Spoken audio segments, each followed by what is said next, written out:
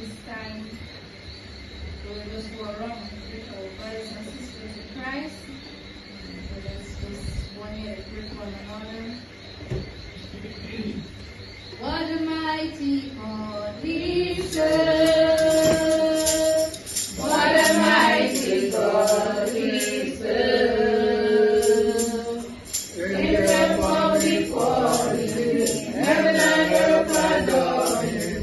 What a mighty God we serve! What a mighty God we serve! What a mighty God we serve! Angels bow before Him, heaven and earth adore Him. What a mighty God we serve! What a mighty God we serve! What a mighty God we serve! Angels bow before Him, heaven and earth adore Him. What a mighty God we serve!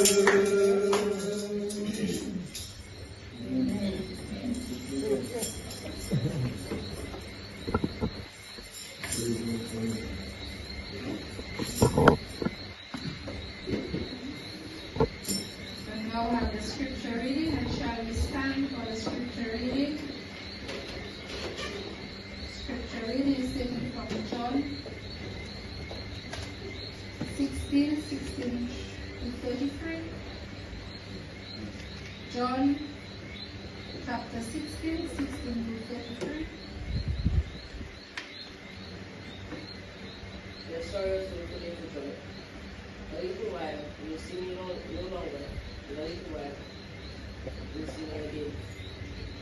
And some of his disciples said to one another, what is this that he says to us? A little while, and you will see me not. In a little while, you will see me again.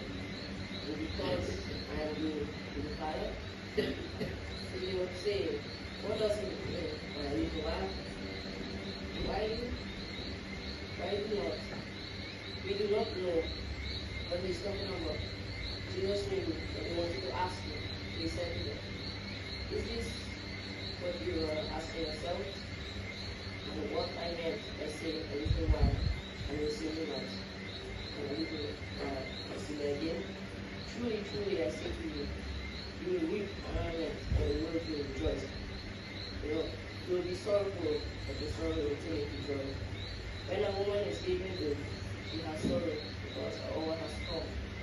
But when she has delivered the baby, she no longer remembers the anguish or joy that the human being has been born into the world. So also, you have sorrow now, but I will see you again, and I have to rejoice. And no one will take the joy from you. In that day, you ask nothing of me. Truly, truly, I say to you, whatever you ask of the Father in my name, He will give to you. Until now, you have asked nothing in my name. Ask and you will receive, that your joy will be full. I have overcome the world. I have said these things to you, figures of speech. The hour is coming, and I will no longer speak to you in figures of speech, but will tell you plainly about the Father. In that day, you ask in my name, and I do not say to you, but I will ask the Father on your behalf. For the Father Himself loves you because you love. You have loved me, and have believed that I came from God. I come from the Father. I come from the Father and have come into the world. Now I believe in the word to go to the Father. This disciple says, now you are talking plainly, and not using figurative speech. Now we know that you know all things, and do not know any of them. Question me. This is why we believe that you came from God. Jesus answered them, do you know we live? Behold, the hour is coming. Indeed, it has come. When you will be scattered, each to his own home, and you will leave me alone. Yet I am not alone, for the Father is with me. I have said these things to you, that you may have peace. In the world you may have tribulation. take heart, I have overcome the world. Let us pray. Heavenly Father, thank you so much that you gave us the Holy Spirit, Lord. And we know that you have truly overcome the world, Lord. And we know that once we believe in you and follow after you, you will locate us. It really help us, Lord. And you alone, and your love is the most that is important to us, Lord. We pray that you continue blessing us, Lord, and those who help the church, and those who help the wrong church, Lord. We thank you for all these things, Lord, and we continue praying that whoever is not careful will leave here next time, Lord. If they have any injury, they seek the Lord that will help them. We pray for your protection and your guidance and also in this coming week. Because the main vine itself is it that gives life to the branches. So God is very pretty much in the service business than we also are. And He prunes us so that we can be able to be a much in Him. The portion of scripture that we read, it's a summary of Christ's teachings, continuing in these verses 40, 43 down, verse 16 down to 43 in the Gospel of St. John. And if we have to give this verse of scripture a topic or a theme, it would be that all believers are involved in the suffering of the cross of Christ. Let me say it again, all believers are involved and be part and member of the suffering of our Lord and Savior Jesus Christ. It is not a bed of roses going up to heaven. We are not on a bed of roses going up to heaven, as I've heard many veterans say in the testimony. But that it is, even as you sing the very last song that we just sang, it mentioned about that Jesus knows what? All about our struggles. Not our goodness. No, he's saying that he knows all about our struggles. And that he will guide. I want us to realize that indeed God himself, Christ Jesus, is much in the service business than we also have to see. But that I'm so glad that he has created us according to the epistles of Paul to the Ephesians. And in chapter 2 verses 9 and 10 says that we were created as the. I do not know whether if you ever work with somebody and whereas they call you handyman. Sometimes people look for handyman in certain places, in job places, so that they can be able to give them work and be involved in work and to be very productive. So they call him handiwork, handyman. And so likewise, the NIV version is translated that we are handy people of God, created not because of our faith in Him, but been created by God Himself in order to carry on the work that He Himself has designed for us to be involved. We does not come here and trying to look out for works, for work to do. But I'm so glad that He has designed us already for the work that which He has created us to be involved in. He has designed it for us. Father in heaven, I pray that You will bless Your word to our hearts, bless Your word to our thoughts and mind, O God, our lives, so that help us to be able to understand Thy truth and be able, O great God, to live their life.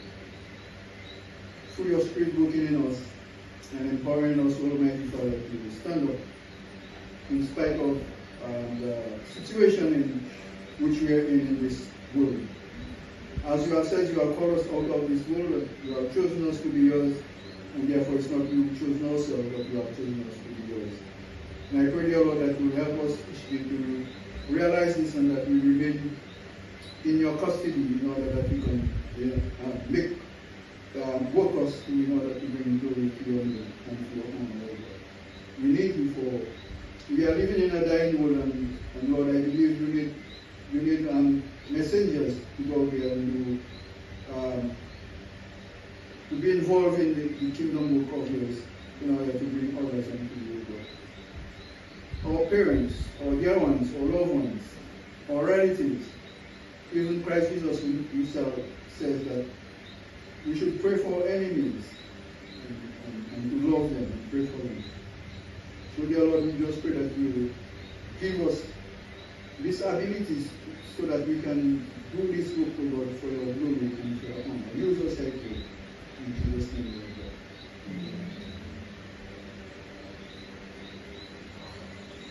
All believers are involved in the suffering of the cross and Savior Jesus Christ. Who love to suffer?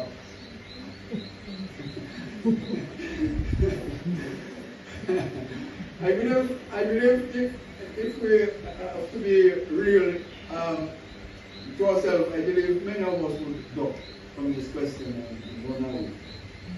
I don't believe none of us here as human beings love to suffer.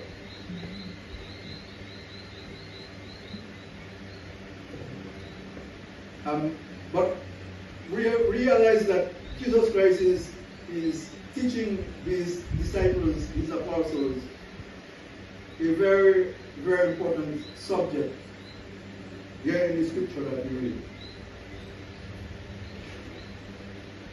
And even saying to his disciples that because they are following him and because they love him, therefore they will hate them. And also that because they are following him and be with him, therefore the world is rejoicing. And they themselves are in grief, in sorrow. I do not know the exact pain or suffering that a mother goes through, especially in times of giving birth to a child. I came into this world out from a womb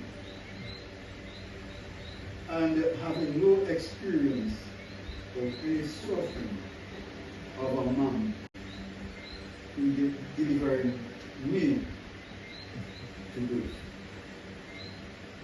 But the scripture makes mention about when a mother is about to give birth, she goes through great suffering, in anguish and pain, and probably anxiety in giving birth to a child. But afterwards, the scripture says that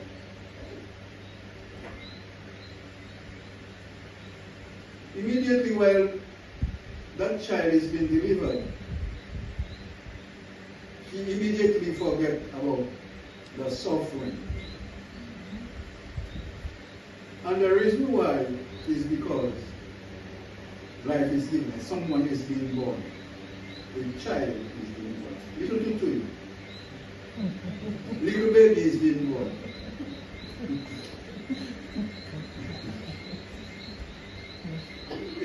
It's awesome. It's wonderful.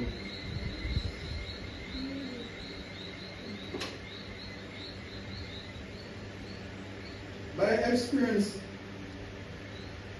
when I began to gain knowledge, when my mom was pregnant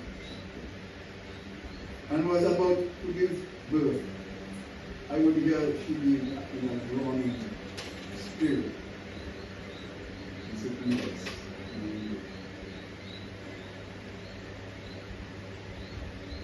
But yes, still after I've been given birth, I believe she will have me with her child. And so likewise I do every month.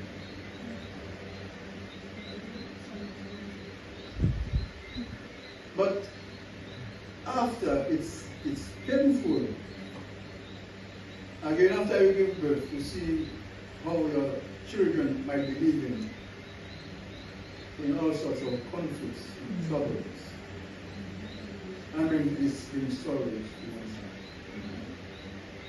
to see my own child or my own children doing things that I myself did not want to do. And it's all because of sin.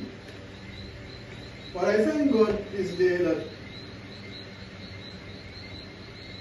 while speaking to his disciples, he said, a little while they will see him, they will not see him.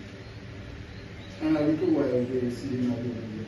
Sometimes, sometimes people say, sometimes people will say they don't understand because we're talking about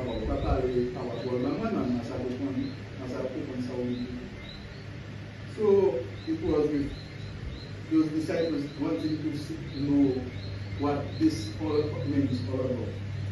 And when he began to say that the hour is now and that he is about, he came into this world and that he is about to go back to his Father, because from his Father he came from. So therefore he is about to go back to his Father. And because he is going back to his Father, and therefore the time has come that his disciples are in sorrow.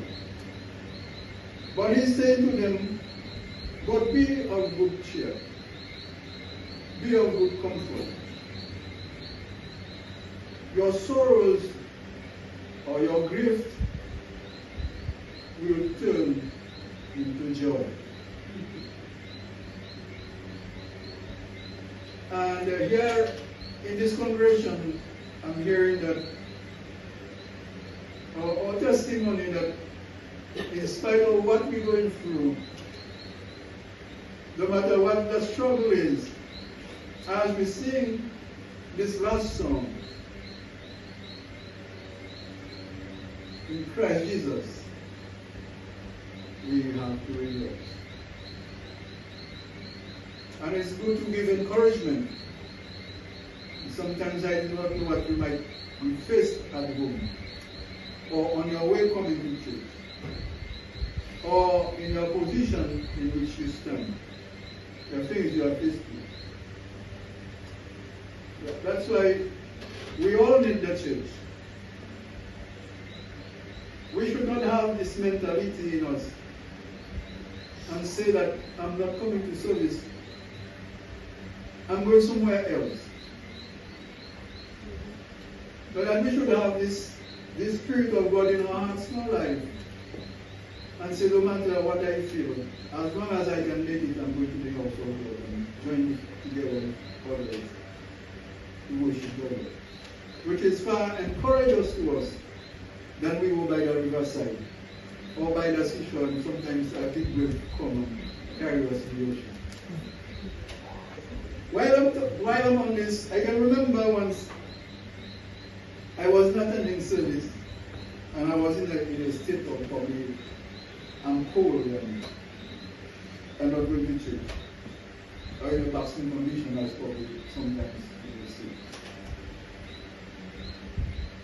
And there were a set of people, a set of Christians.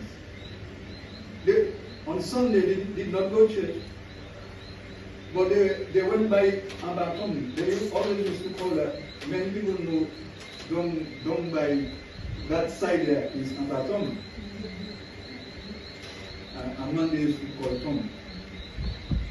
They went there Sunday morning, instead of going to church, they went there. And all of a sudden, a big wave come.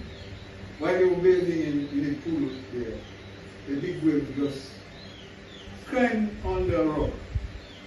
And it just struck them away in some of them. And it was very lucky though, that there was someone that was very strong in swimming. And that person helped that mom to be carried back on the shore. Otherwise, she would have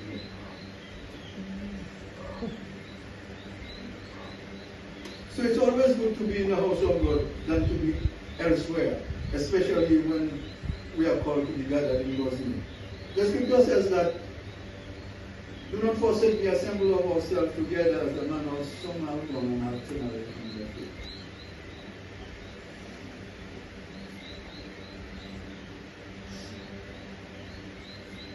All that are in Christ Jesus will suffer trials, temptations, and persecution by the way.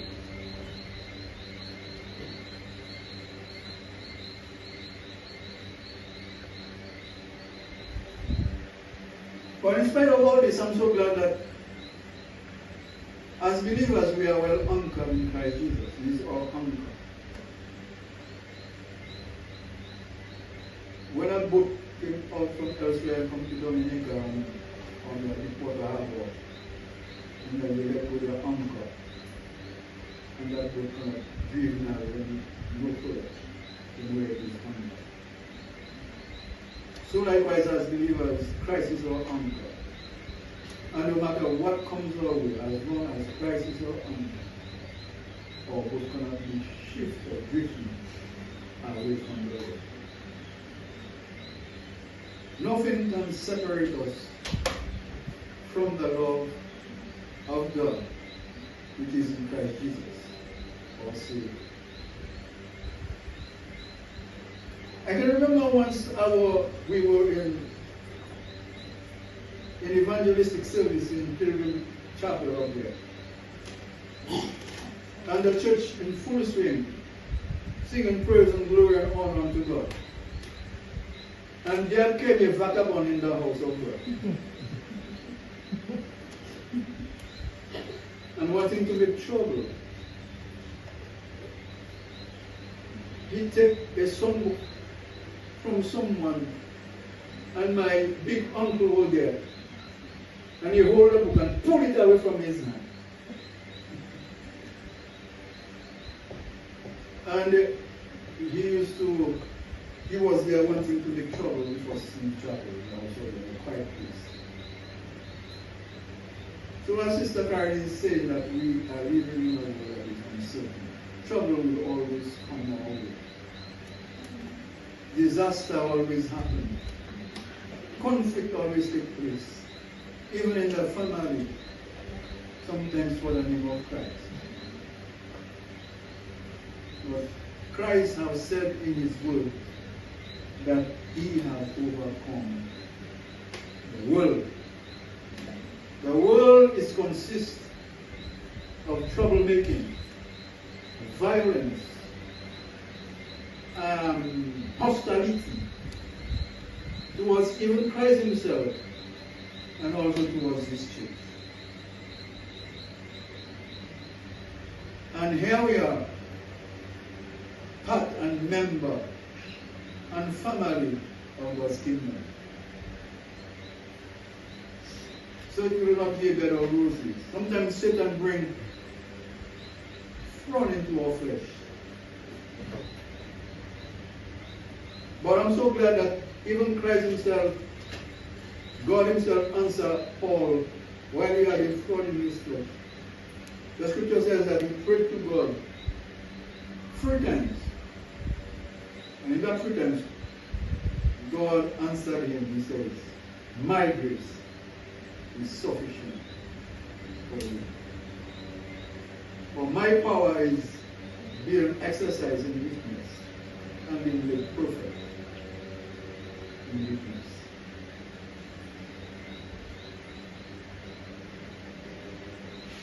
If I had to listen probably to, I don't know whether you have gone through conflict like I have done for the name of Christ.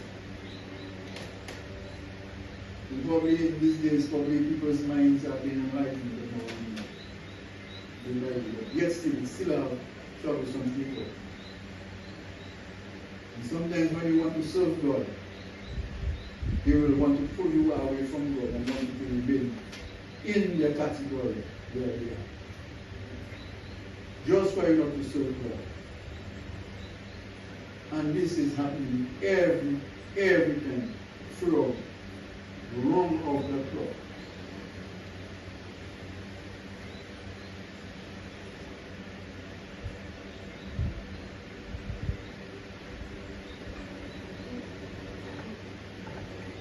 I can remember a story says that there was a church praying for a certain church and for its pastors. And there were people that came from elsewhere wanting to go in that chapel and to make trouble.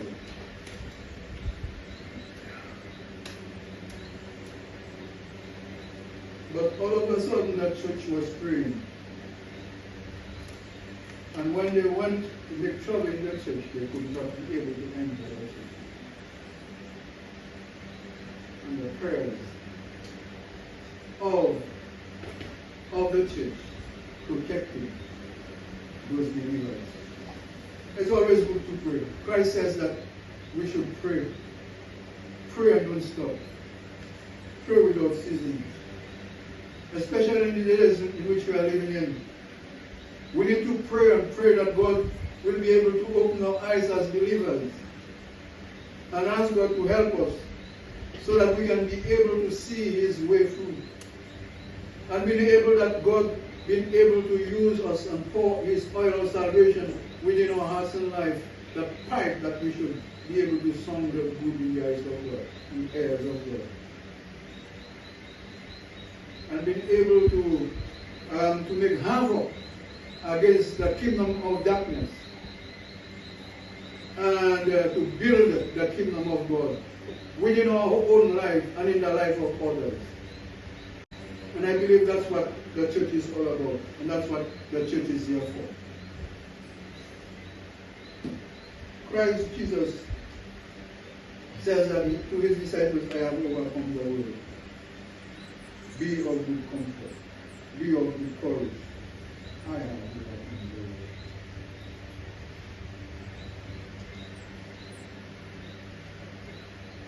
Satan never loved the people of God. Satan never loved the kingdom of God. If you have heard the story when Adam and Eve were in the garden, it is he himself, Satan, that go and tempt and cause them to fall in sin. This is why the entire human race presently are under sin. But thank God for Jesus Christ that came, that second Adam that came, and gave words of comfort and cheer to every believer that trusts in His name. And giving us the victory through Christ Jesus our Lord. For it is Christ Jesus that has given us the victory over sin, victory over condemnation. And this is why Paul could be able to write to the Roman church in chapter 8 and says that there is no condemnation to them who are in Christ Jesus, who walk not according to the fleshly desires, but according to the Spirit of God that is within our hearts and lives. Our fleshly desire, that fleshly human being, and that carnal nature is always there to bend us towards sin.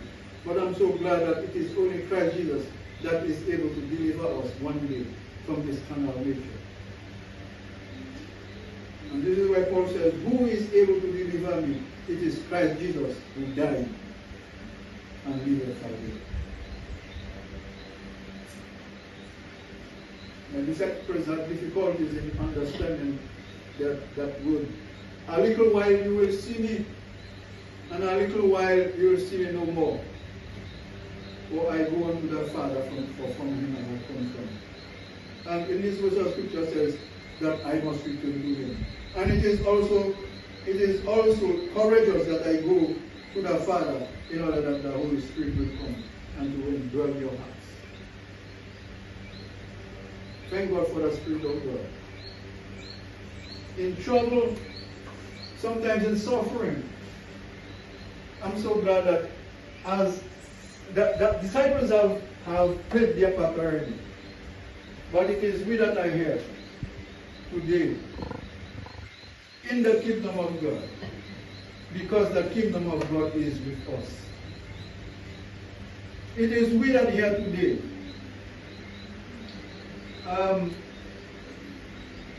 that have the Spirit of God within our hearts and life. So that I can remember when my dad died. I went to a funeral, and I experienced that my sister was crying a lot by the graveside, but I didn't share those tears at all. But after a while, when I began to remember my father, he began to beat me. While I was in my garden, tears used to run on my face because I missed my dad. And my dad would, in spite of what he would say about me concerning Christianity, my dad was a very encouragement to me in physical affairs. Because why? We used to work cooperatively in order to sell or produce our production in terms of bananas.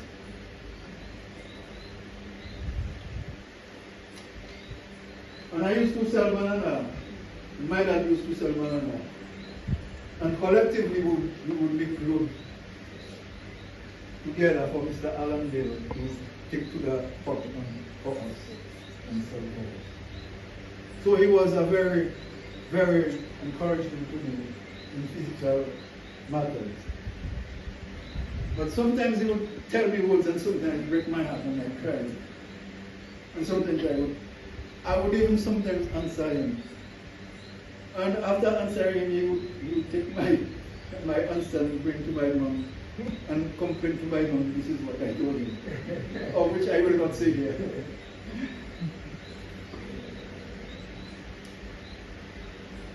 And I stayed many days like that after the death of my dad. Those 10 years when I remember. I can remember when Lazarus cried, when Lazarus died. And Mary and Martha and many of the Jews who came to comfort him, they were crying. And the scripture says that even Christ Jesus himself wept. And this is the shortest verse in the scripture. And I think Brother Toby expounded upon this before he left.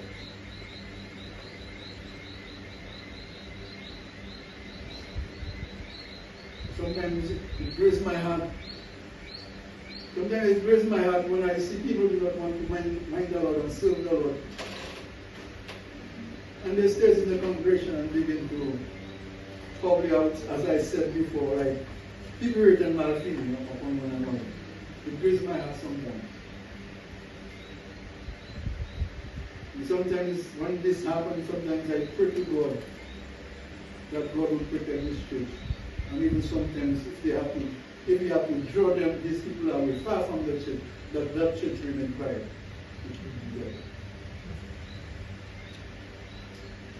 Sometimes I pray very terrible prayers, before God. I pray very striking prayers sometimes before God. Even sometimes like David says, you hate those who hate the Lord.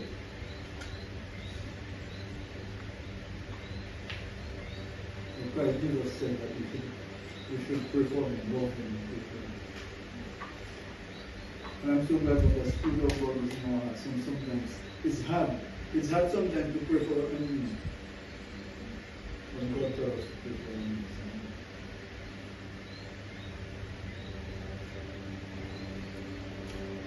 I can remember him, and we used to warn him many times in Pilgrim Church.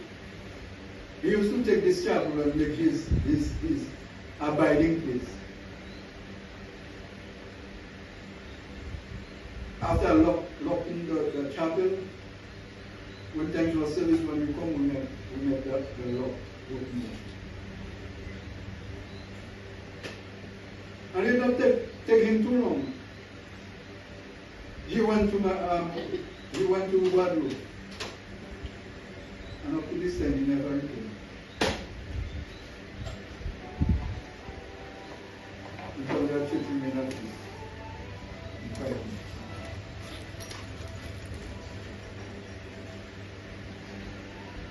Be careful how you manage the affairs of God.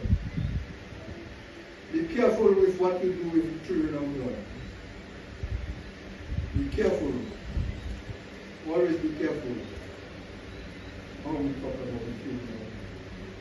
How we talk about the things of God. My goodness.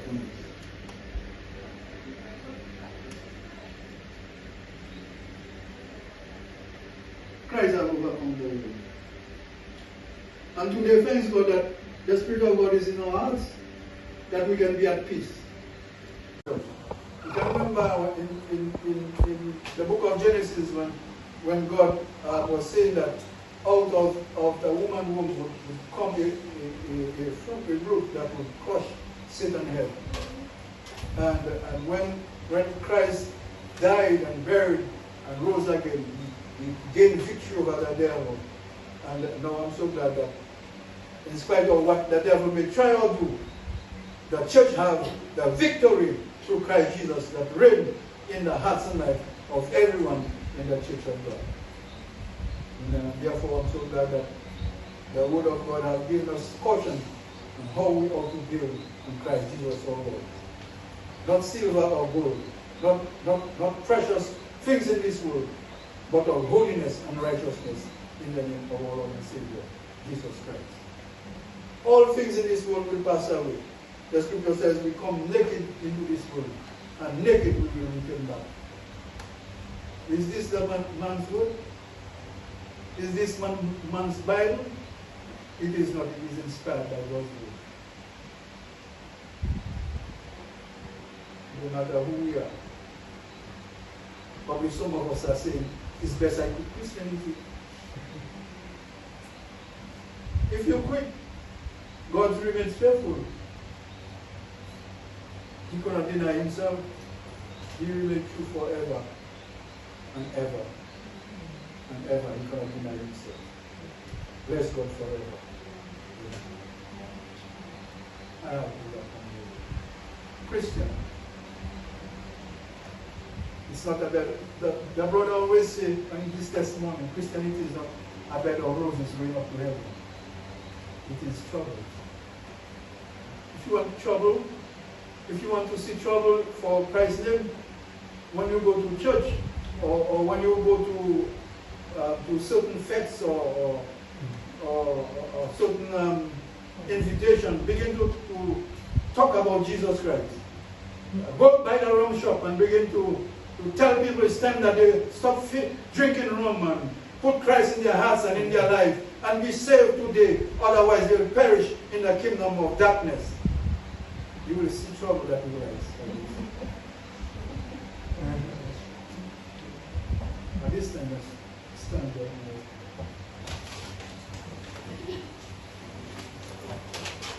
Father, our God, we thank you that you have revealed the truth and explained to your disciples that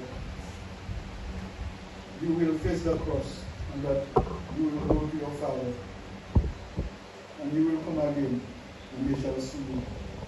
And oh God, after the death and resurrection of yours, you reveal yourself unto many. And you have made it to your church in the sermon of Peter. And up to this present time, I'm so glad that the gospel has come our way. And yet still it carries behind it, Lord God, the trials and temptations and persecution and trials. But yet still in your name, O God, we have the victory. You have asked us to be of good courage, for you have overcome the world. And I pray, dear Lord, that you sanctify our hearts, O God, to thee, and that we'll constantly remain with you, Lord God. And no matter what comes our way, whether suffering or pain, according to the sister, whether you remove our sickness from us, we will live for you, or whether we die for sickness, we will live for you, Lord. So help us, Almighty Father, that we will constantly remain with you as you remain with us, and guide us unto the very end of time. In Jesus' name, Almighty Father. Amen.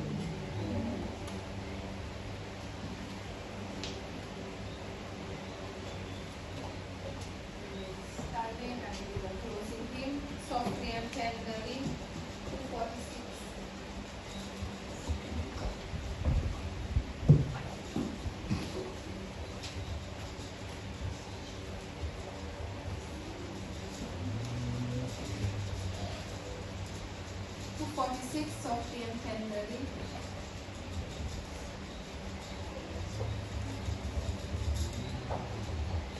Softly and tenderly, Jesus is calling, calling for you and for me.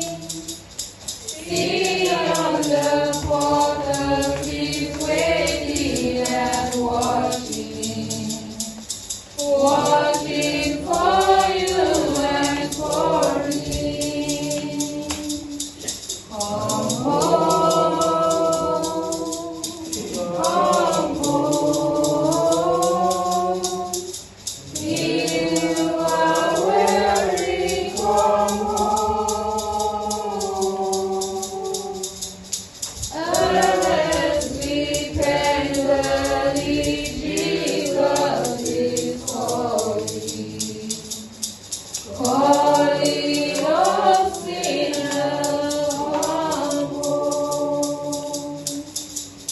Why should we tarry when Jesus is pleading, pleading for you and for me? Why should we linger and give God His mercy?